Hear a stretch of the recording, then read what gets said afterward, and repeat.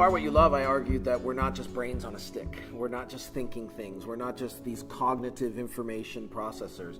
We're lovers. We're animated by what we long for and by what we desire. And in awaiting the King, what I'm emphasizing is citizens are lovers. That you won't make sense of politics. You won't make sense of our public life if you just construe citizens as if they were rational information processors. If you won't understand politics if you think it's just the opportunity for people to express what they know and believe.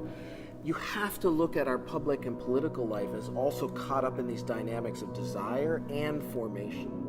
In fact, it's very interesting. In Augustine's City of God, he says basically, we are what we love. He says what makes a people is precisely their orientation to the objects of their love. And he says if you want to judge the character of a people, you have to read, you have to discern what they love.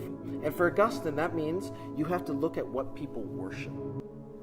And so in many ways, awaiting the King is a liturgical analysis of what we worship politically, right? It's a way of coming to our public and political lives and saying, what are we devoting ourselves to? What are we giving ourselves over to? And as Christians, when we step into those spaces, what are we being trained to love? How are our desires being aimed in a particular direction?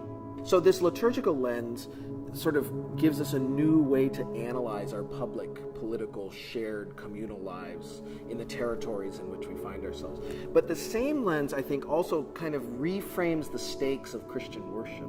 And we realize that if worship is the civics of the city of God, this is the place where our loves are being trained to love what God wants for the world, to love God and to desire what God wants to see realized in our shared public life together.